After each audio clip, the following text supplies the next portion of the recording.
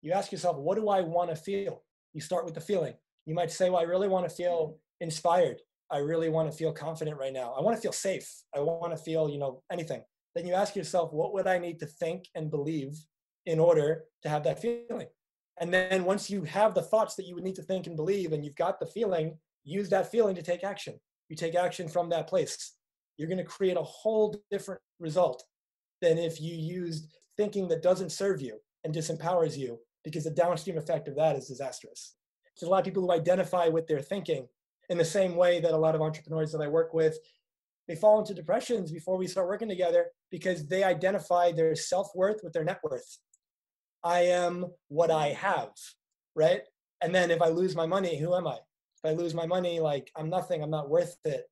And it's like, you're not what you have, you're not your thoughts, you're none of those things. So if you can stay grounded, like if anyone's listening to this, listen to this a few times, get back to the beginning, and all of a sudden you're clear on who you are, you're clear on what you want, you're clear on your values, your decisions, and then you get clear on your thoughts. And when you do that and you follow that process that we just laid out, you can create any life that you want. This show is brought to you by H Squared Capital. What we do is simple. We buy apartment buildings with our friends. To find out more about how you can buy apartments with us, go to hsquaredcapital.com.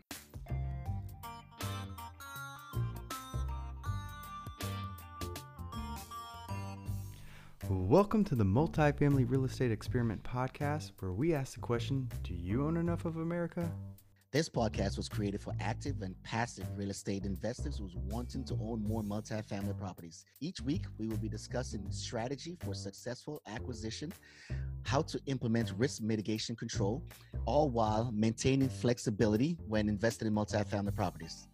As a researcher, we use a scientific method to systematically test assumptions and then analyze the data collected to both increase our understanding of the problem and to identify possible solutions. Wait a minute, Doc. That sounds just like a Marine Corps planning process. Wait, what do you mean? What is that? Well, it's our primary means of ensuring that we are successful in combat or even a training event. We go through problem framing, then we course of action development, course of action wargaming, and then we compare our courses of action and decisions, and we issue the orders, and we transition to the battlefield. Man, that does sound similar. Our goal each week is to apply approaches such as these to owning multifamily real estate by dissecting questions that increase your understanding of this asset class through an analysis of observations from both us and our guest. We are your two hosts, Hutch, the Marine Investor, and Dr. Heath Jones. Welcome. Now let's get into the deal lab.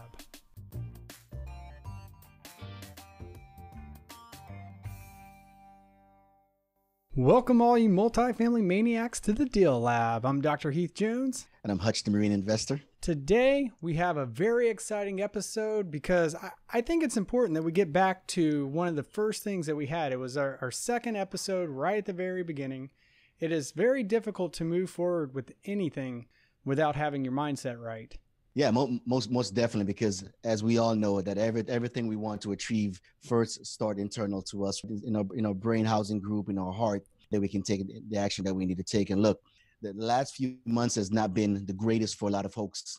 I think definitely right on time to get us to where we need to be and back on track for some of those who fell off. I agree. It's been a trying a few months, and I have to admit, the first couple of weeks I was like, oh, this is fine, this is okay. And then after about a month, I'm like, yeah, I still have a steel trap, it's okay.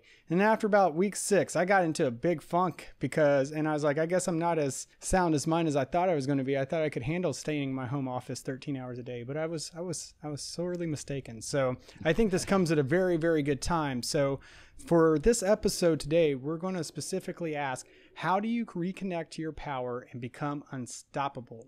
Our guest today is an international life, business, and relationship coach who works with leaders and high performers from all walks of life. He has helped world champion athletes, best-selling authors, entrepreneurs, business professionals, and many more to create an extraordinary life without regret. He has a deep passion to end suffering for as many people as possible by reconnecting them to what's real and challenging them to live and love fully. He loves to motivate, empower, and inspire others to take action in their lives so they can influence more effectively and make this world a better place because they were here. He wrote the book 20 Steps to Your Next Breakthrough, which you can get by visiting his website, JamilSayegh.com, and where you can learn more about him and his work. We'd like to welcome Dr. Jamil Sayegh. How are you doing today, sir? Doing so great, Dr. Heath and Hutch. Thank you guys for having me, and it's a pleasure to be with you all. Yes, really appreciate you taking time out to join us. I know you got to be a busy guy, especially in these times. Yeah, so Doc, is it okay to call you Dr. Jamil or just Doc Jamil? Jamil? Yeah, yes, sir. Any of the following. All right. Yeah. So I have had a couple of conversations with Heath, and I know you gentlemen or you professionals put a lot of work into actually achieving that title, just like I do it as a Marine Corps staff NCO. So Dr. Jamil is definitely important. Thank So you. I'll address you as such. All right. So Dr. Jamil, do you have a favorite quote or mantra that drives you? I do. And there's a quote that comes to mind. It's Ralph Waldo Emerson. Nothing great was ever achieved without enthusiasm. And can I share a little bit about why Most, that's so Of meaningful to me? course. That's why we most asked. definitely. So enthusiasm comes from the word ante theos, which means the spirit of God within. And it's such a powerful word for me because, and something that we could talk about, throughout today, but how you show up in the world is so important. And if you bring that spirit of God within you out to your relationship, to your work, to whatever it is you're doing, you just become this shining example of what's possible, not only for other people, but that's how you create the greatest results in your own life. So nothing great was ever achieved without enthusiasm. Oh man, Yeah, love it. that's some powerful stuff. That's some powerful stuff. So the God within shining out, man. I like that. I like that. We're gonna peel the onion back today and dive in deep into the heart and the mind. I like that you put it that way, that you bring that with you in all of your interactions. Because one thing that I remember reading or a greeting that I used to write in emails to friends was, that which is divine in me greets that which is divine in you. And I think if you are approaching each situation and each person sort of with that intent, that you're going to have meaningful interactions. So Absolutely. that's excellent. I would agree wholeheartedly. Yeah. So Dr. Jamil, can you tell us a little bit more about yourself and your current focus? Absolutely. I'd love to do that. So born and raised, a little bit about like background, born and raised in New York, went to medical school in Arizona, spent 5 years over there. And a little bit about my background, you kind of covered some of it in the intro, but essentially I really love to reconnect people to what's actually true. And what I mean by that is I feel like most of us walk around our life wearing a mask. And that mask is basically, who do I need to be accepted, to be enough, to be loved, to be validated? And we're not being our authentic true self. In terms of enthusiasm, like ante theos, we're not being that theos. We're not being that God within. We're being the who I think I'm supposed to be. And we don't realize we're turning down our power.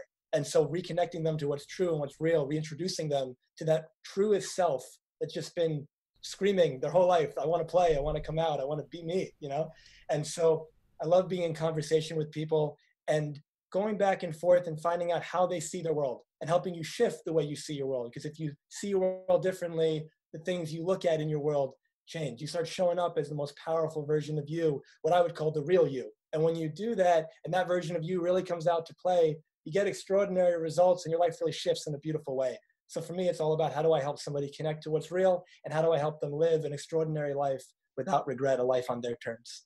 Oh man, that's great. Man. Well, that addressed some of my next questions I had for you, because I always think it's a good idea to define what we mean when we're talking, so that others have some context to facilitate their understanding of what's being discussed. And so when we were talking about reconnecting to your power, I wanted to get what's meant by, or when we say reconnect, and how do we define what power means? You're talking about turning it down by not being yourself, and what does it mean to be disconnected from it? Because I think having those sort of base understandings help people, maybe start to know where things aren't working for them. Absolutely. I'd be happy to share. So I want to answer it like this. You mentioned earlier, after I shared the enthusiasm quote, you said, I might be paraphrasing what you said, but it's basically, the divine spark in me is greeting the divine spark in you. And in that sense, each of us is a creator.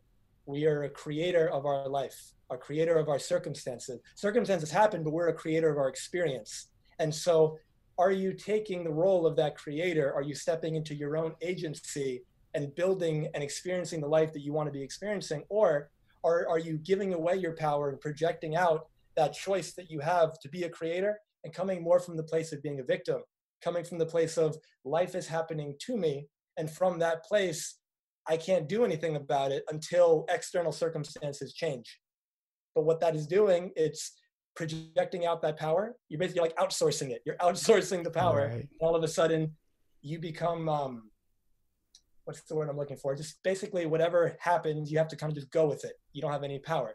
But when you right, take that you're giving away the control. Yeah. To make those changes, waiting for the world to change instead of you going out and changing things to live your best life, I guess. Yeah. And if you're waiting for the world to change and you don't like what's going on out there, you're going to be waiting for a long time. I was going to say, you're going to be waiting a long time. Wait forever, depending on what the situation is. But if you recognize, this is the life that I want, and I'm not there, I'm here right now. Well, I have the power to close that gap and to do something about that. This is who I'm capable of being, and this is who I'm actually being. So what can I do every day to close that gap? Like if I actually take ownership of that and you say, well, what are you up to? This is what I want to do. All right, well, what actions are you choosing to take every day to get toward that? Because that's always an option, but another option that someone can take, it's not better or worse, it's just a choice. But the other option is, oh, well, the economy's bad, or this is happening, or that is happening. But that's very disempowering, and it makes you at effect instead of at cause. Oh man, so that is a big responsibility, man. That it absolutely is. So in order for me to know that I have the power or the heights of which I can reach, I need to have a true understanding of self. How do I get that? How do I get a true understanding of self to be able to understand my full capability? I love that question. So it's funny. I'm going to answer that. And the answer to that question, I could talk for like 12 hours on. The short version, from my perspective, not saying it's right or wrong, it's just what I consider to be useful, right? I don't really concern myself with what's true. It's what's useful. And when it comes to what's useful, if I were to ask you or anyone listening, who are you? And just for the sake of, time, I can rhetorically answer it, but it's like, who are you? And somebody might tell me, well, I'm my name, I'm Jamil. Well, no, a name is a label. A label is what you put on something to identify it, but the thing already exists. I wasn't born with a name, I was given one. So I'm not my name. And then you say, all right, well, I am, my personality. But no, personality is formed, it's developed. I'm my beliefs. No, well, you have beliefs now that you didn't have when you were a kid, and you have beliefs when you were a kid that you don't have now. So you exist even though the beliefs aren't there. So you're not your beliefs, you're not your personality, you're not your name, you're not your job, because that's just what you do, it's not who you are. And then you go, well, I'm not my thoughts either, because anytime somebody has been in a moment of intense bliss or peace, maybe you were looking into your lover's eyes, into the eyes of a baby, you were looking at a beautiful sunset or a nature scene, music, something that just got you so present that thought stopped. And yet you remained in that moment. And then the only thing that's left at that point physically is the body. And then you might say, all right, well, I'm this. But the thing is, when you look at it from a biological perspective, every cell in your body, every atom, it's constantly changing and turning over and moving. And so every 2 to 10 years, depending on the research you look at, you have a brand new body, new skeleton, pretty much new everything. And you sit there going, all right, so if I'm 50 years old, from 0 to 50, if we go by 10-year gaps, you've had pretty much 6 versions of this body. And yet if you have any memories from when you were, let's say, younger, there's not one part of you that still exists physically. And yet you can close your eyes and go back to it as if it was happening right now. And so the only thing that's left, what you are, depending on the faith of the person, where they come from in the world, you're the spirit, you're the soul, you're the awareness, you're the consciousness, you're life itself, you're whatever. But what you're not is poor little me. What you're not is this BS story you're telling yourself about limitation, about why that's not my personality, it's just not who I am, I'm not capable of that, I'm not good enough of that. That's crap that other people have put on you, layers of the onion that you've bought into and believed your whole life, and it's a lie. And when you can tune into that, that's who you are. And when you come from that place, you're this moment, you're pure possibility, you're whoever you want to be right now. And from that place, you are unlimited. Oh man. Oh, man. Yeah. It's like so much, man. Yeah, a lot to unwrap there. Yeah, right. That is a lot. Each week, we do our best to bring value to your multi-family investing goals. That's why we wanted to tell you about Groundbreaker and their software to automate real estate fundraising, investment management, and investor relations. Because when your firm runs better, your investors feel it. Type H squared into the optional note on the demo form to receive 10% off your first 3 months. Groundbreaker, there's a better way to syndicate.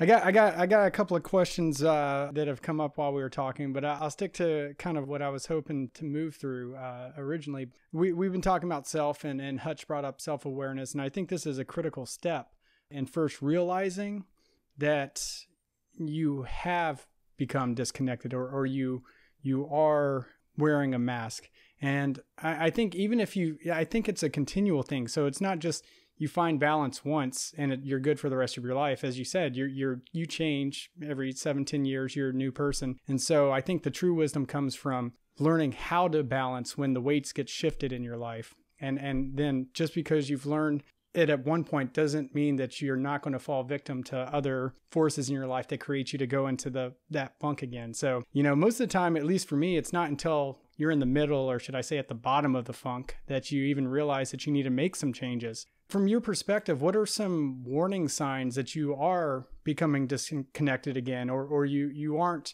realizing your full power, or you're starting to give it away more than you were originally? And what are some prevention strategies you can start to implement to help keep you connected? Yeah. And so first thing I'm going to do is piggyback on what I was saying to Hutch's question, which is continue to recenter yourself and remind yourself of who you are, whatever that is for you. So that's the first thing, to stay grounded in that, because when you forget it is when problems come up. And when it comes to warning signs, tune into your emotion, tune into what you're feeling, because what you're feeling is the secret. If you start to notice that you're really stressed out all the time, if you start, not even all the time, you're stressed out just in general, you start to notice that you're feeling upset, irritated, frustrated, anything that's outside of peace, you're disconnected.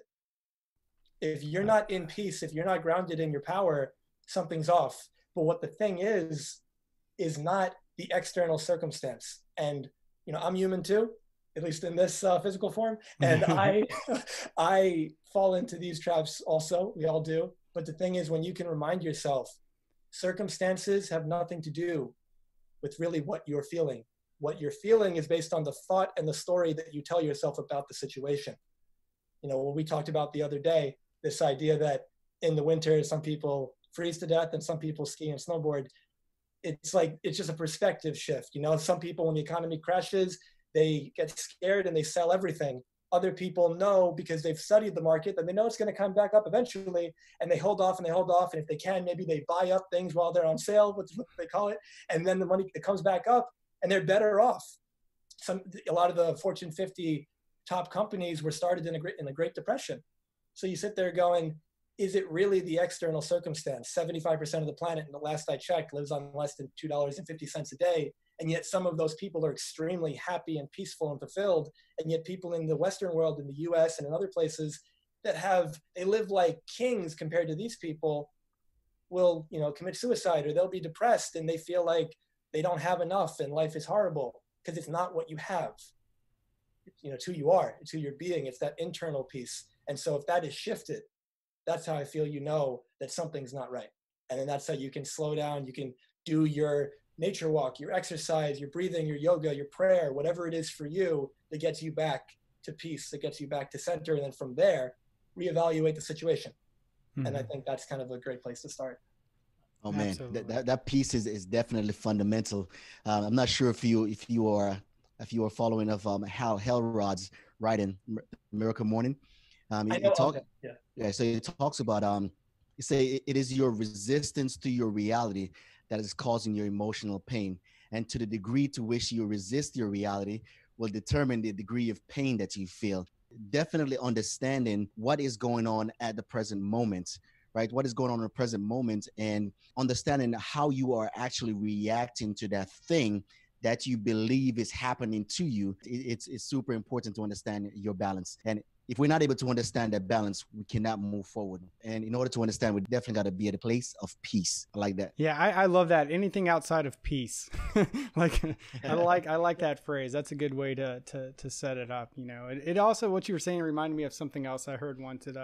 It's not getting what you want, it's wanting what you got. And Absolutely. that speaks exactly to what you're talking about. There's people out there who can get anything they want because they have the means or whatever, but they don't have peace, because it's not about having the ability to get all that. It's about actually taking the time to enjoy what you have, and whether it's something extravagant or whether it's just, like you said, walking through nature and just enjoying what you have in that moment. That's really powerful, I think. Can I add to that? Yeah. Please. If you think of it like so many people, they project their happiness into the future. And so visually, at least, this is where you're at now. And you say, I'll be happy when I'm here. I'll be happy when I make a certain amount of money. I get a promotion. I get the new relationship, whatever it is. And then what happens is, as time goes, you move forward, it moves too. And so you never get there, because if you're fortunate enough to make the money that you thought you needed, you realize you just have a bigger bank account and you're still miserable. So then now you've doubled it. I need even more money. Maybe I was wrong the first time. And that becomes a never-ending cycle. And then you get people who say good money, for example, is extremely good at one thing and one thing only, which is facilitating the exchange of goods and services. And it's horrible at something else, which is giving you security and peace of mind. Because that's not what paper and digits on a computer do. That's what you do, and you project it out to money. And so when we can understand that our peace, our security, it's always within us at all times, we give that to ourselves. And so when we can say, rather than I'll be happy when, why not I'll be happy now, and I'll do it happy, and I'll get there faster, and I'll enjoy the process. That's nice. That's right. And so when you said what you resist, essentially, not only what you resist persists, as that expression goes, but what you resist causes your suffering. Because if I say it's raining, it's not right now, but if I say it's raining outside, it shouldn't be raining. Who does that help? It shouldn't be raining. It is. So if I say it shouldn't be, all that does is it makes me feel bad, because something that isn't supposed to be happening is happening. The fact that it's raining means it's supposed to be happening. So let me enjoy it. Let me not resist it. I don't have to love the rain, but let me just accept it, surrender to it in that sense of it's happening. So you might as well go with it. And you'll find that a lot of that pain, that suffering melts away, because you can be at peace with it. Right. Oh, man.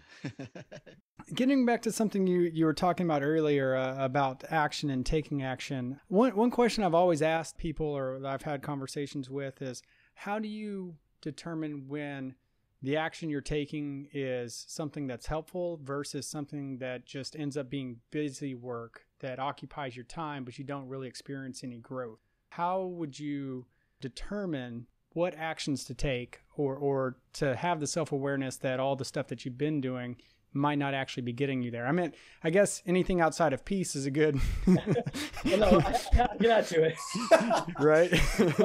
So, if I understood your question properly, the way I would answer that is, first of all, Hutch mentioned self-awareness, I believe, earlier.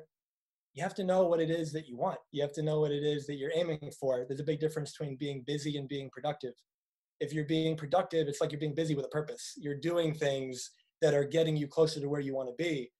But it's like, did you do a lot that mattered, or did you just get a lot done? There's a big difference there. And so when you have the self-awareness to say, all right, what is it that I want? And then more importantly, what are my values? Because if you have a decision to make, is it in alignment with your values? If it is, it's an easy decision. If it's not, then you don't do it. But the thing is, when you don't know what your values are and you don't even know where you're going, then every road takes you there. It's like in Alice in Wonderland. There's that quote where Alice says to the cat, I'm paraphrasing, but it's like, where do I go, essentially? And he says, well, that depends on where you want to end up. And she says, well, I don't really care. And he says, well, then any road will take you there. Yeah. And it's that same idea, self-awareness, know who you are, know what you want, know what you value, and then make your decisions based on, is it going to get me closer to that or further away? And then obviously, play the long game and not just the sprint. But outside of that, that would be how I'd answer that. Oh, nice. Oh, man. So I was listening to some of your recordings. You talk about decision, right? And what does it really mean to decide? You mind touching on that? Absolutely. So decision comes really from excision, which is to cut. And so essentially when you make a decision, you cut off all other possibilities. I am doing this. I remember, I think it was Will Smith was in a movie, and it was The Pursuit of Happiness. And the guy he played, I think it was Mr. Garner or something like that, if I'm not mistaken. Yeah, Chris Garner, him. And there's a line where he basically says, I have plan A, I don't have plan B sucks. And it's like this kind of idea that, practically, having like the fallback is nice, but it also, from a different perspective, gives you this kind of net where if you're walking on the tightrope and there's a net beneath you, you don't show up with as much presence, because if you fall, it's not a big deal. But if there's no net and you made that decision, like, they call it burn the boats, you want to take the island, you burn the boats, because now the only way out of the island is the other people's boats. So we have to win. In that same idea, if you have no net, you make that decision. This is what I'm doing, and kind of tying it all in because it's aligned with my values. It goes with the vision, the dream that I have for my life. It contributes to the world, to society, to my family, community, whatever it is. You just go all in on that.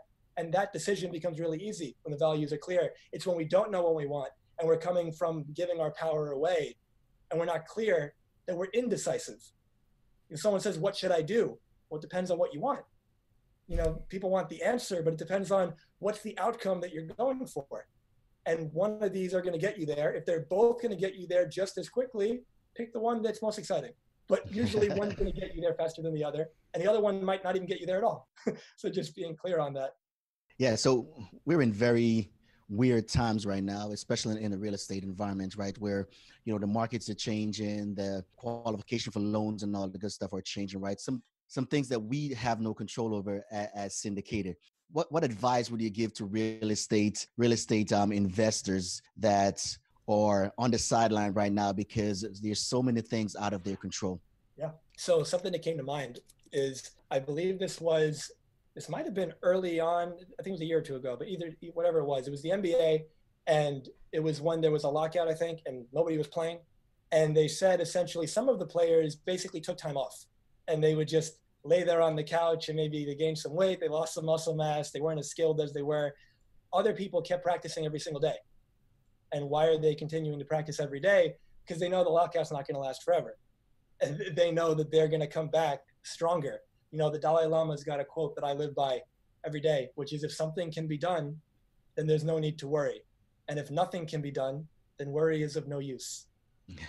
So you can sit there and freak out and melt down, but if you really can't do anything about it, you're free to do it, but why? And if something can be done, then do that. And again, then there's no need to worry. And so that's kind of the short version. And a big part to think about is, usually when someone says there's nothing I can do, it's not usually true. There's almost always something we can do, even if it's our personal development, it's our self-growth, it's how are we sharpening the saw. I think Stephen Covey talks about that. How are we getting better? So when things do outside, externally get better, we show up better than we were before. I think that's a big part of what people can do right now. Nice. And I think you had a pretty unique life story, right? Because you ran track in high school, and there was a period of time that you did not run at all. And when you got back into running, right, you had to build yourself up. That directly relates to kind of what we're going through right now, where if we have some investors that stand on the sideline and say, I'm not going to do anything, especially if we have the opportunity to improve our processes, build a relationship with our investor base, whether it be passive investor or active investors, right? We have that luxury right now to where we can connect in a virtual world and maintain our physique or maintain our endurance or even increase our endurance. Can you speak to that? Yes. I think if I'm understanding your question, it ties into the answer I gave previously. And I would also add in making it practical as well, where, for example, let's say you're in a situation where money's tight, maybe there's not as much income coming in. Well, in those moments, obviously, be financially smart, cut your expenses as much as you can. Don't spend as much. If you need to, move, whatever you have to do, but keep in mind that you do what you need to do, but just like it's raining, I can still be happy. Even if if I prefer sun, I can still enjoy it when it's raining. In the same way, if the world seems to be crumbling down around me, I'll do what I can do. I'm going to control what I can control. And I'm going to focus on what am I doing that's creating this experience? And this is what I mean by that. Everything in life is relationship. It's me in relation to you. It's me in relation to an economy. It's me in relation to any situation. Everything's co-creation. So if you ask yourself, what part am I playing in this situation? What part, how am I creating this? So for example, you might say, well, I'm not creating the housing market doing A, B, and C. I'm not creating COVID. I'm not creating this. True, you're not creating the external experience of it, but you're absolutely creating your internal experience of it. And that is shifting how you're showing up in the world. And so this is where we talked about what can you do to develop yourself so that you show up as that strongest version of you. I said in the beginning, there's a gap usually between what you're capable of being and who you're actually being. And if you can identify that and every day move toward that, it's such a beautiful expression of who you are. And to think of it like this, in music, there's this expression, oh, this person bodied that song. And this idea that if you had two people and they both had equally beautiful voices and they both sang the same song, but one of them sang it to you as if they were just like reading it off a menu. You know, there was not really anything behind it. It was just a nice voice. You go, that was nice. The other person sings the same song, same words coming out of their mouth, but there's so much spirit in and soul in their voice as if they wrote it. And there's tears coming down your eyes. You're like moving your body, getting ready to dance. And you're sitting there going, wow, that's a professional. What's the difference between those two people? Because the same noise came out of their mouth for the most part. The difference was one of them like infused who they are into what they do. You know, it's like, how much of you are you showing up as? When you think of your business, when you think of if you're a father or a mother, a partner, a spouse, you're a business owner, you're an employee, whatever you are, if 10 is the best you could possibly bring, like be honest with yourself, where are you at now? And most people, they're between 2 and 5, if they're really going to be sincere. And the thing is, it's not a judgment, it's just a mirror. Because if I can show you you're being a 4, then give it a couple days, a couple weeks, you can be a 9, you can be a 10, and your whole life transforms. But if no one says that, if you just keep living like you're a 4 and keep projecting out your powers saying, well, it's not me, then you're basically blaming and you're stepping out of that power. And at that point, it's like, you know, when people say, how do I recession proof my business? You got to recession proof you. Like you got to make it so you are the person who's basically unbreakable, unstoppable. Because then no matter what happens, you can handle it. You can move with it. You can flow with it. Oh man, I like it. So I'm a big fan of the movie This Is Spinal Tap. So when you said if 10's the best you can do, I just think back to that movie where he's like, but this one goes to 11. you gotta figure out how to crank it to 11 if you're at 4 or 5. Yeah, and like David Goggins, I believe he's a Navy SEAL, and he talked about how when the SEALs have this expression, when you feel like you're completely spent, you're done, you have nothing left to give, that's when you're at about 40%. And this idea that if you were to push past that, there's a whole nother level available to you that you have no idea. And that applies to all of us, you know?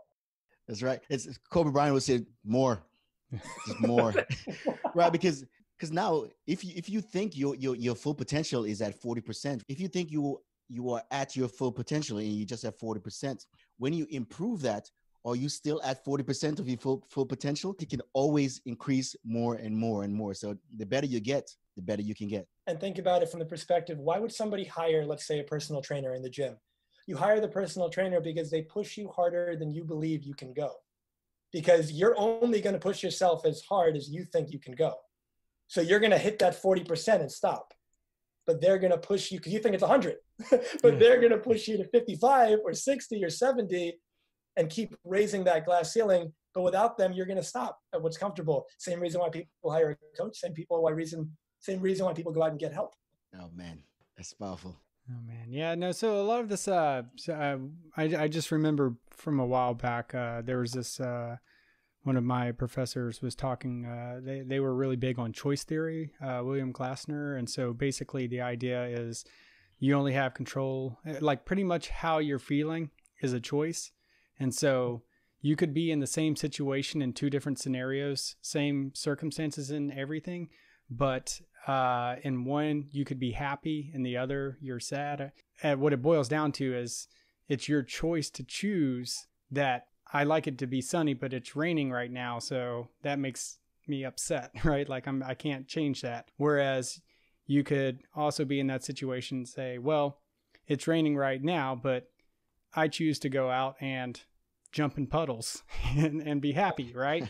So a lot of it, you know, how much do you think it boils down to that fundamental choice or those decision points, as you were saying? How do you take power of that? All of it. I love it. Okay, so can I give you an example? Think of this like the blueprint of life, if you want to call it that. You've got a circumstance that happens. If you think of like a wheel, maybe. You've got a circumstance on the top, and that circumstance is whatever the situation is. Now you have some thoughts about that situation. And whatever those thoughts are going to influence your feelings, your emotions, what's coming up for you. And keep in mind, what are beliefs? Beliefs are just thoughts that you think consistently, and then eventually you just take them as true. So you have the circumstance, you have a thought about that circumstance. It's raining, it shouldn't be, the economy crashed, the world's over. Whatever thought you've got will lead to the feeling. So that feeling is going to influence the actions you take. And then the actions you take lead to the results you get. And then the results you get basically feed back and positively reinforce the thought. So if you say, let's say, there's businesses right now that have been pivoting and they're actually doing better than they've ever done. And then there's businesses that they didn't pivot and they've gone out of business. So COVID happens, businesses are getting either shut down or they have to switch to online or whatever the case may be. And the business owner might have a thought, wow, I don't think we can recover from this. This is probably the end of our business. So they start feeling despair. Maybe they start feeling depressed. Maybe they start feeling frustrated. It's not fair. And they start pointing the finger. They start blaming. So then the action is they kind of just sit with it.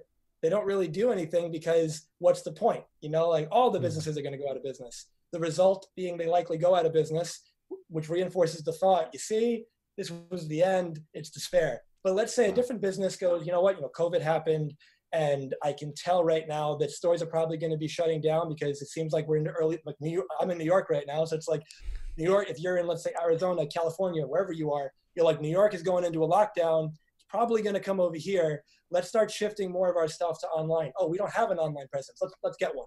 And then you start doing that and you start thinking, all right, how can we serve the nation instead of just our local state, whatever the case may be. And you get enthusiastic about it, excited about it. You look for new opportunities. What you look for, you typically find. And now all of a sudden you start getting better results, better sales, and either you get the best sales ever, or at least you stay in business, hopefully. And then the end result is you survived, and then the lockdown ends and you can open back up. But now you're actually better off than you were, in the sense that you have the brick and mortar, you have the online presence that kind of circumstance kind of forced you to create. And then now you've got proof that you can survive it again next time it happens because you've done it before. All these business owners that I've spoken to that are like, yeah, I remember 2008 and all these other times where economy crashed and we had a really hard time and I survived that. So now next time something like that happens, I'm mentally prepared for it. I'm strengthened. I can handle it. It's like, if you're in the Marines or the Navy or a SEAL and you've been in a war, well, the second time you go out there, it's not like the first time. I imagine, you correct me if I'm wrong, I'd imagine that you've got some degree of confidence in yourself because you've been there before, you've done it before, you've walked that street before. That's right. You're absolutely right. Or Heath running 26 miles for no reason. Now you get a medal at the end. You get some bling. You get some bling. Oh no, that definitely takes some determination and self-control and persistence. So I applaud you for that, man. I can't say I've ever run 26 miles straight. And just to complete that circle, I left something out. If you want to look at that and go, okay, what's my circumstance right now? You ask yourself, what do I want to feel? You start with the feeling. You might say, well, I really want to feel inspired. I really want to feel confident right now. I want to feel safe. I want to feel, anything. Then you ask yourself, what would I need to think and believe in order to have that feeling? And then once you have the thoughts that you would need to think and believe, and you've got the feeling, use that feeling to take action. You take action from that place. You're going to create a whole different result than if you used thinking that doesn't serve you and disempowers you, because the downstream effect of that is disastrous. Back to self-awareness, man. That takes a lot of self-awareness to understand what you're thinking about, because it's crazy that you got to think about your thoughts. You know what I mean? And be ever conscious of the things that you're thinking about. And it's the only way you can take control is to think about your thoughts. Yeah. And you think about your thoughts while at the same time knowing that you are not your thoughts. Correct. You have thoughts. There's a lot of people who identify with their thinking in the same way that a lot of entrepreneurs that I work with, they fall into depressions before we start working together because they identify their self-worth with their net worth. I am what I have, right? And then if I lose my money, who am I? If I lose my money, like I'm nothing, I'm not worth it. And it's like, you're not what you have, you're not your thoughts, you're none of those things. So if you can stay grounded, like if anyone's listening to this, listen to this a few times, get back to the beginning, and all of a sudden you're clear on who you are, you're clear on what you want, you're clear on your values, your decisions, and then you get clear on your thoughts. And when you do that and you follow that process that we just laid out, you can create any life that you want. So pretty much we will be unstoppable. Yeah. This is a topic that we can talk about forever and a day, and I'm pretty sure our audience would greatly appreciate it. We definitely got to get you back on it sometime, maybe one of our webinar or something, to speak to a live audience so they can ask you a whole bunch of weird questions that have you dive deep into a lot of our mentality and the way we think, and so we can definitely be on the straight path, and we're able to create the mindset that's consistent with success. That'd be great to have you back. I would love that. Yeah, I have to say I enjoy conversations like this. It's it's good that we got back to having a little bit of mindset, a little bit of there's a lot of things that our audience can take from this episode about what they should be thinking about to center themselves and how to recenter themselves once they start to feel that they're out of alignment with their feelings or the feelings. There's one thing that they always say in real estate, and I think it's business maybe, start with the end in mind. This is one of the first times that I've heard that the end in mind that you should be striving for is that feeling. Most of the time it's like, what's the end goal? I want 1,000 units. All right, well, what's the strategic plan to get to 1,000 units? What are you going to need to do in quarter one? What are you going to need to do in quarter two? But then thinking, well, how's it going to feel when I have 1,000 units? Let me work towards that. And even if you don't hit it, I think the journey is going to get you a lot closer than if you never took any action at all. So, well, yeah, because it's a lot of people. It's what you just used that analogy, and when I talked before about happiness, let's say, a lot of people think that the 1,000 units or the money or the whatever it is going to make them feel something. Emotions are an inside out phenomena. Nothing can make you feel anything. And so when it comes to emotions, are not like clouds that are kind of floating out there. You gotta jump in it. Yeah. Mario kind of mushroom or something. It's not like there's my cloud of happiness and there's some depression and there's some joy and I just kind of bang into it and I get to feel it. It's inside. And so nothing you achieve will ever make you feel happy. You might have some pleasure. You might have some momentary joy. Hey, I did it. Like I got my 1,000. Awesome. Same thing, like you get the new car that you really want and it's shiny and it's new and it smells nice and everything's wonderful. Give it some time and at some point it just feels like a car. It kind of loses its mystique, Mm-hmm. And it's called the law of familiarity. If I'm helping someone in their relationship or in their life, it doesn't matter. The law of familiarity just states that whatever you have for a long enough period of time, you typically start to take it for granted, whether it's a person or a thing. And so when we can really take back that internal power of our emotional state and say, nothing that I ever get is going to make me feel anything. So rather than I'm going to go after that to be happy, let's be happy first and then go after it because you want it. It's that's a lot more sustainable. That's something I've always said, that to the grad students that I'd mentor, to anybody that I was teaching whenever I was working at the university, is you have to be happy at home first. You have to be happy with who you are, because if you're not, nothing you do at work is going to change that. There's no amount of hard work that you can put into your job that's going to replace that sense of peace that you have when you're happy with yourself. And you actually get a lot more fulfillment from your job once you feel happy with yourself and your peace. I also wanted to note, if the cloud was nitrous oxide, you might bump into it and be happy, but it is still temporary. Just throwing that out there. Yeah. Oh man, that's funny. One question I want to ask you, Dr. Jamil, is do you believe that a lot of us take ourselves for granted? Yes. Law of familiarity. What is the danger in that?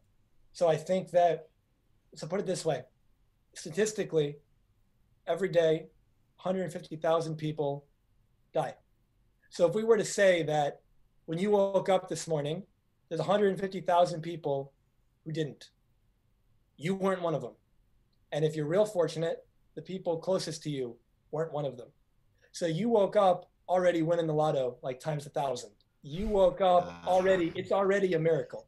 You already should have the biggest, and I don't like the word should, but I just said it. So you should have the biggest smile on your face, because everything that you truly like want, if you're honest, it's like already right there. You're alive, you have the opportunity to do things that 150,000 people yesterday aren't gonna have. And so when you say, are most people taking themselves for granted? I think it's an interesting question, because I think most people are like, and myself included, a large part of my life, taking my closest loved ones for granted. And I had a big kind of wake up call and family emergency and death in the family that shifted me out of that. But the thing is, for most of us, yeah, we take ourselves for granted because we think, there's a Dalai Lama quote. I'm big with the Dalai Lama, apparently. There's another quote where he says, most people live as if they're never going to die, and then they die having never really lived.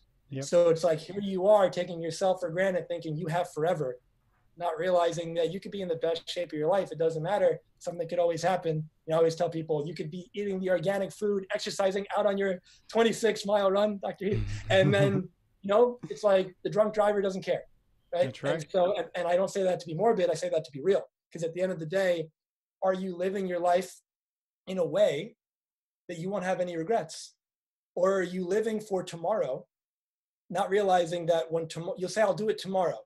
And then tomorrow comes, and what do you call that? You call it today. So then you say, again, I'll do it tomorrow. And then tomorrow never happens. And then you go 40, 50, 60 years, and now you're looking back going, wow, if I could do it all over again.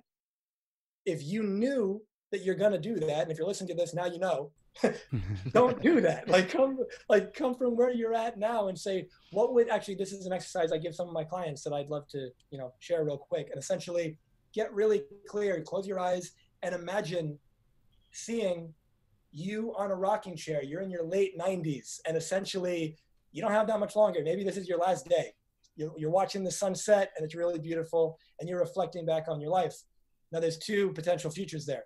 And one of them is you messed up and you really didn't live the life that you could have lived. You didn't serve the people you could have served. You played small. You didn't shine your light. You were scared of what other people thought about you. You were insecure. You were afraid of rejection. So you never shined the light that was in you. The end result is, and the definition of hell that I put a shivers through my spine. I remember hearing it was the definition of hell is on your last day on this planet, who you became meets the person you could have been. Mm-hmm. Wow. And so now imagine, there you are on that rocking chair thinking back and you're dying tomorrow and you go, I really wish I could do it all over again. And here comes, the genie or the angel or the whatever, and it's going to grant you a wish. And it says, I'm going to snap my fingers and you're going to be whatever the age is someone's listening to this right now. Would you take that? Knowing everything that you know now, how would you live differently? And the thing is, you can do that now. Like if I told you right now, the most common regrets of the dying, they've already kind of archived that. The most common regrets of the dying, one of them is I wish I had the courage to live a life authentic to me, not the life other people expected of me. One of them is I wish I didn't work so much. I wish I told the people that I loved how much I loved them. I wish I had the courage to be myself, to be honest, to be truthful, to travel more, to have fun, to enjoy my life. If I asked anybody, what do you think your 10 regrets might be if you didn't do it? It'd be those, essentially. And if you know that, start live intentionally. So many people, they live their life as if it's a dress rehearsal. They live their life like it's preseason. They live their life like it's practice. This is the real thing. Like, show up fully. How much of you do you bring to the moment? It's like, are you being what I said before, are you being the partner, the father, the mother, the sister, the brother, the whatever that you could be being, that your family deserves, that your employees deserve? Are you showing up as the leader you could be?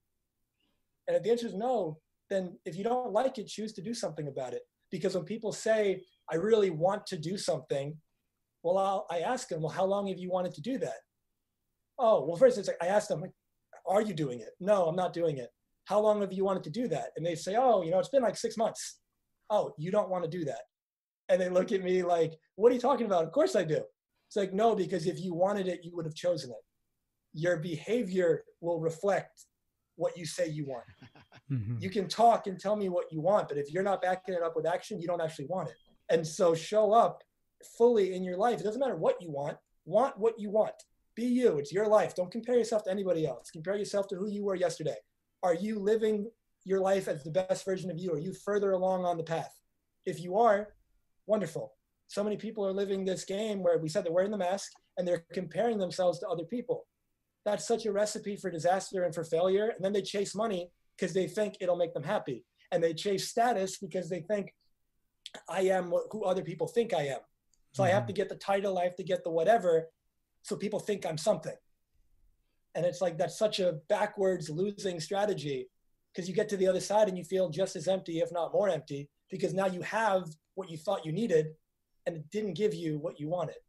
Yeah, no, you brought up something that reminded me of a quote that really drove me whenever I started to get into real estate, because it got to the point where we put down, this all this money, and we didn't have any money to actually close the deal. Didn't know how I was going to make it happen, but I wanted it to happen. And the repeating quote for me in my head was, "If you want something bad enough, you make it happen. If you don't, you make excuses." And that speaks exactly to what you were just talking about right there. Is 6 months down the road, well, I guess you didn't really want to do it, otherwise you would have done it. Yeah, and some people might come back with, well, that thing that I want, maybe I have to build it. Maybe it'll take like 20 years to get. Yeah, that's fine. Are you choosing it every day? Are you showing up and taking the actions to build that and keep getting closer to it? So it's either you want it, so you choose it now. I want to exercise more.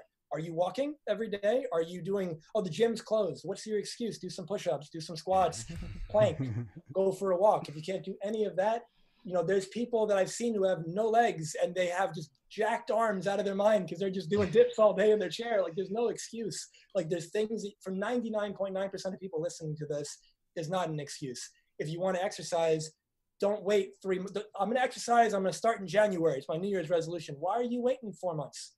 Start now. Like, there's no reason to put it off past today. And so again, either you want it, you choose it. If it's something like exercise, eating healthier, you can do that immediately. If it's something like, I want to build this really big business, great. Are you living it every day? Are you getting closer every day? That's choosing it. So either way, if you're not getting closer to it, you don't want it as bad as you say you do. You want either the result that you think. So for example, you might say, I really want to be, a millionaire.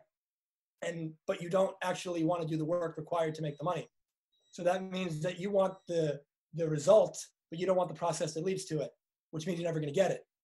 And like, you can't live that way. And so you have to come from that place of, wanting the full package. Well, that process too is where you learn who you are, and you learn that even if that $1 million goes away, the wisdom you brought to yourself from that process is what's going to carry you forward when that goes away, if it does go away, or you find yourself in another situation where you want your next $1 million or your next whatever goal is. It's that process along the way. I like that. You're wanting the end result, and a lot of times people want people to drag them to it. I want to work out every day, so I'll get a health coach, but then they don't put in they just show up, and the person's trying to push them past that 40%, but then they don't show up outside of that, and they're like, all right, I'm gonna get thin just because I hired someone to do it for me.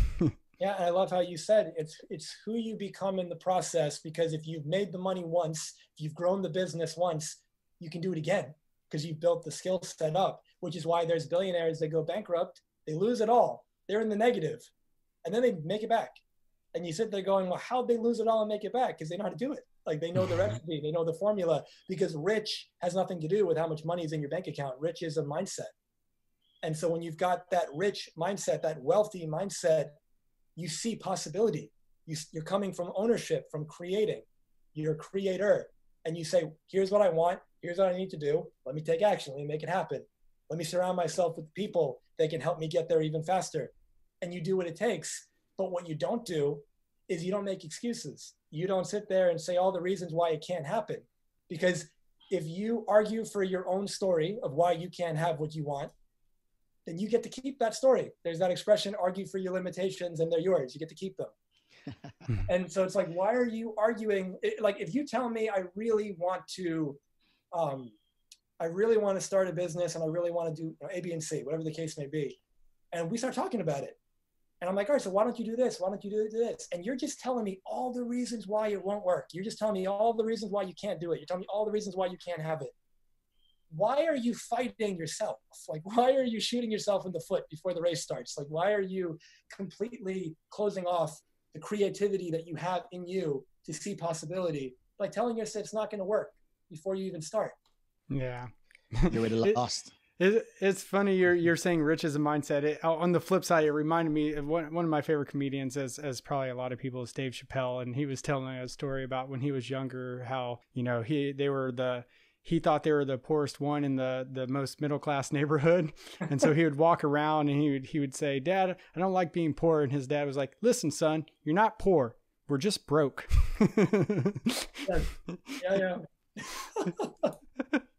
Yeah. Well, Yes, as Hutch was saying, we could go on and on, but I think for the sake of time, we should maybe hop into the focus round. What do you say, Hutch? Let's do that. We interrupt this show to bring you some exciting news about the Enhanced Qualified Retirement Plan, EQRP. See, we often hear that we can invest in real estate utilizing our retirements, 401k and IRAs. Now, what happens is that investors are getting hit with what is called the unrelated business income tax. To learn exactly how to defer taxes on up to $100,000 in income every year, also to learn exactly how to get checkbook control of your 401k and IRA funds and never pay another fee to an advisor for holding your money, go to book.eqrp.co/8squaredcapital to schedule a call and get a free book. So Dr. Jamil, our focus round is just FOCUS. It's an acronym. Doctor, he works for the Army, Marine Corps. We like our acronyms. So F is for fun. What do you do for fun, Dr. Jamil? I really love hiking. Yeah, hiking, being outside and climbing up some of the tallest mountains. I was blessed in Arizona to, tackle all the tallest mountains in Arizona and then do some other places. And I never hiked a day in my life prior to going to Arizona, but once I was there, really thrilling, really amazing experience, gets you into awesome shape. You get to be in nature and you do what people you love. It's even better. And no knee pains. I actually had a ton of knee pain, and then I got that worked on, and now no knee pain. Absolutely. I got you. You watched the video. I'm gonna tell you, your stuff that you put out on social media. So anyone listen to this, you get an opportunity to hop onto Dr. Jamil's Facebook. Definitely take the opportunity to do so. There's so many inspirational stuff that you put out there that is so useful, right? I was listening to one of them on the way home. Athena and I was driving in the car. He was talking about the law of familiarity, and it just so happened that I'm listening to it with my spouse, and both of us we looked at each other. You know what I mean? And we obviously know exactly this is an area that we should definitely focus on more. You know what I mean? I think we have a great relationship. We've been married for 20 years. It's been great. Never fought a day in our life. You know what I mean? So I believe we have a good relationship, but at the same time, the courting never ends, right? So we do 2 date nights a month on the 1st and the 15th, actually the 1st and the 20th. And it's been beautiful, but there's always the little area that we can work on. I haven't surprised her in maybe about 6 months, you know what I mean? So maybe it's due time. So the law of familiarity was definitely hit home for us. Congratulations on your relationship. That's beautiful. Oh, thank you. So if you listen to this and you have the opportunity, definitely check out Dr. Jamil's Facebook. Thank you. So O is for opportunity. What is one opportunity that was a game changer for you? I'm going to answer this in a way that's probably unexpected. I'm going to say that, so I was 14 years old, freshman in high school in New York, and I didn't make the baseball team. And baseball was my life, and it was like the greatest thing. I wanted to be on the team so badly. Funny enough, I thought my tryout, I thought I crushed it. I thought I did so great. It wasn't on the paper, on the wall, didn't make the team. And I was pretty heartbroken about that. And then I ended up getting the opportunity to join the track team and never intentionally ran like a day in my life and joined the track team. And that ended up being a gateway for so much magic that's still in my life today. Met friends that I still have that are going to be in my wedding, best men, like people that I'm going to know the rest of my life. I've learned and grew so much and matured in myself and in my own abilities. And, track is an interesting sport because like many sports, but in track, you're racing against other people, but you're really racing against yourself because it's you and the clock kind of thing. And so just being able to learn all these different lessons that I learned and the experiences that I had. So not making the baseball team was the best opportunity. And I think it shows the idea that sometimes not getting what you want is the best thing that ever happens to you. There's a Garth Brooks song, some of God's greatest gifts are unanswered prayers. Yeah, absolutely. That's right. So you see all this stuff behind me. I wanted to be a first sergeant, which would be, instead of the cross rifle, would have a diamond in the middle. Right. So for those who were listening, I'm just pointing to the rank insignia for master sergeant. So I wanted to be a first sergeant, and just looking at on the path that my life has taken, been selected to a master sergeant instead of a first sergeant, it just goes to show that not everything you want in life is meant for you to have. You know what I mean? So it's great that track was able to give you the perspective in life. Appreciate that. Now, Dr. Jamil, what would you say is your most important communication tip? I would say when you're speaking with somebody else, listen with ears to understand, not to reply.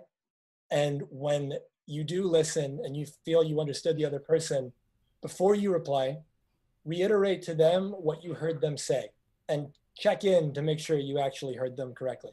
Because the amount of times I might mediate a couple in their relationship and I look at her and I say, so tell me what's like the situation, what's going on? And she tells me for 2 minutes, everything was going on, why she's disappointed. I look at him, he's right there, he's a foot away. And I say, what did she just say? And he says something that's completely different. And then she looks at him like, I didn't say that. You see, he doesn't listen to me. Same idea. Listen to understand, not to reply. Most people passively listen because they're listening to you and they're just thinking about what they're going to say next. And they're waiting for the gap, for the pause. And what you say for them to jump in, they didn't really listen to you. If I'm listening to you, I have no idea what I'm going to say next because I'm processing what you're saying and I'm just being with you and I'm just here. And then after, it's like, if I heard you right, you said A, B, and C. Is that right? Yeah. Okay. Because of that, boom. And then I answer. Now the person feels heard. They feel respected. They feel understood. You do that in mediation. You do that in anything. It's a game changer. It's a game changer? Yeah. I have to say that we've asked that question of all of our guests, and there's been a few who said, seek first to understand, not to be understood, or things along those lines. But I think this is the first time there's actually been some actionable advice behind that, in the sense that in order to understand, why don't you ask the person if you got it right? Okay, if I understand you correctly, A, B, C, reiterate that, and then you can move forward with your reply. I think that's incredible. That's truly actionable out there for our listeners. I think that's a great idea. Yeah, we're trying to get Chris Voss on the show. One of the things he talk about is mirroring. Yeah. So you listen attentively and mirroring. I was trying to get you to do it. Trying to get you to do it earlier when I repeated what you said, trying to get the conversation to go on, right? And Stephen Covey talks about, seek first to understand, then to be understood. And I think ever so often we get wrapped up in what Stephen Covey called it as well, as we get wrapped up in our own museum, right? So we keep thinking about these brilliant thoughts that we have and we totally miss everything that the other person said. Just like Heath was saying, you definitely gave some actionable step about communication. Thank you. Yeah, absolutely. All right, so what is one thing you wish you understood earlier, Dr. Jamil? So it's interesting because when I think about life and I think about, there's no such thing as a mistake. And I say that because you don't know enough about what the future holds to say it's a mistake, because you never know the road it might take you down. And oftentimes, for me, like example, not making the baseball team, or I should have done something, but I didn't. But the thing is, sometimes the most beautiful things in your life right now are the result of something in the past that happened that you considered tragic. And so at the time, we judge things prematurely. And that's my preface to the answer, because when I was 19, my dad had a brain aneurysm. He passed away when I was 22. And that experience, those 3 years being one of his primary caregivers and taking care of him, and the things that I learned, and a big part of my work is helping people create that extraordinary life I talked about, with the key at the end being without regret. Because I felt immense regret, because I felt like I took my relationship with him for granted and I didn't know him in the way that I could. And the thing is, although, I wish I knew that sooner, I am who I am, and I've been able to help people around the world in the way that I do because of what happened. So it's like, if I knew that, this whole last kind of lifetime that I pretty much lived since then wouldn't have happened. And so it's interesting when we keep that in mind. But in general, for most people, I would say, understand your mortality, or for everybody, understand your mortality, understand that, in Buddhism, they call it, the law of impermanence. Everything in the physical world is temporary. And so it's not about how long you can hold it, it's that you have it at all. And so the fact that you have it at all and you get to experience it in the first place, whether it be a person, a possession, a thing, whatever it is, be with it, enjoy it, and know that, yeah, this is going to end, but it's the quality, not the quantity, you know? And so you have people in your life you care about, show them, tell them, you know, love is a verb. Love is an action, you know, do it, be it, embody it. And if you can do that with everybody, friends, strangers, family, it doesn't matter. It's that one divine spark to another, like bringing it full circle. And when we can do that, all of our interactions, all of our communications just shift in a really beautiful way. Absolutely. So S is for success. To what do you attribute your success? I'd say my parents. I'd say I had really, I mean, one of my mom's still alive, but my mom and dad, just incredible human beings and role models. And it's funny because even if, you know, you can role model somebody not just by what they say or their actions, but just by like, who they're being and being in their presence. And like after my dad had his aneurysm, being one of his caregivers for the next 3 years, you know, he wasn't the same man that he was before, and he had some short-term memory loss, and he had some, you know, cognitive issues and physical issues. But some of the things he said to me that he didn't even remember, like after he said them, shifted everything for me. Seeing how he treated other people throughout his life. At his wake, you know, over 7,000 people came to his wake, and it was a 5-hour wake, and I shook every single one of their hands. And for them to say to me, "Your dad saved my life," and for people from different religions, different cultures, praying over the caskets in different ways, and everyone, different colors, different everything, and people saying, this is a guy who he treated everyone, you know, not only equally, but, you know, everyone is his grandma, you know, everyone is his dad, everyone is his grandpa. Like there was so much love in his heart. And my mom as well, just such a beacon of strength to see how she took care of my dad, and kind of the confidence that she instilled in me and my sister, and the self-belief. And just you know, I was really fortunate to have at least, you know, both my parents, but like a mom who was like my greatest cheerleader, a mom who told me I could do it. You know, somebody who, when I didn't believe in myself, she was there. And when I needed support, you know, she was there. And I think that was like a real rock, a foundation for me. Oh man, that's Nice. incredible. That's great, man. Well, we just wanted to thank you so much for taking the time to speak with us today, man. We touched on a lot of important and critical life lessons and wisdoms to help people along their way, and I can't tell you how much we appreciate it. If our audience wanted to get in touch with you, how would they go about doing that? Yeah. First of all, thank you both so much for the opportunity. This was such a beautiful conversation, and I love both of your energy, and it's effortless to speak with you guys. And I hope people it makes us feel good. Yeah. I hope people who are listening got value. And if you did, you know, listen to it a couple times. There's probably things that you might catch second, third, fourth time that you don't get the first time. If anyone's interested in being in contact with me, Hutch mentioned earlier, you can find me on Facebook just by typing my name, Jamil Sayegh, or you can find me on Instagram at Dr. Jamil Sayegh, DR, and then my name. You can go to my website, jamilsayegh.com. There's other videos, other blog posts, a lot of free resources and content, client testimonials. If you're interested in having a conversation, maybe there's a goal you have, a vision, a challenge, and you want help overcoming it. And I really work in that full spectrum of the human experience. People might show up with a problem in their business, in their relationship, their mindset, their happiness, their health, their spirituality. There really is like nothing off limit, because at the end of the day, what's at the core of all these different areas of your life, your health, your relationships, your business, your success, you. How are you showing up in the world? And if I can help you with that, everything changes. So if you are interested in that, we can have what I call a freedom expansion call, which is essentially we get on a call for an hour.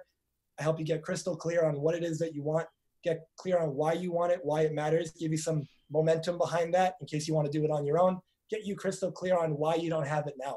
What's been in the way? What's the story you tell yourself that holds you back?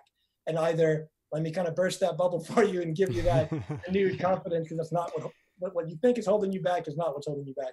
And at the end of the day, if you want to do some work together, we talk about that. And if you don't, we part as friends, and you go and you crush it and you make some beautiful results in your life. And so that's an offer that you can take advantage of on my website, jamilsayegh.com. Excellent. Well, thank you again for joining us. I think we'll go ahead and close it out. I'm Dr. Heath Jones. And I'm Hutch, the Marine Investor. Out. Thank you for listening to the Multifamily Real Estate Experiment Podcast. Theme music Zigzag by Kevin MacLeod. Licensed CC by CreativeCommons.org. If you like the value that we provided to you, Please subscribe and like us on iTunes. Anything else we need to say? And leave us a 5-star ratings. For your hosts, Hutch, the Marine Investor, and Dr. Heath Jones. Signing off.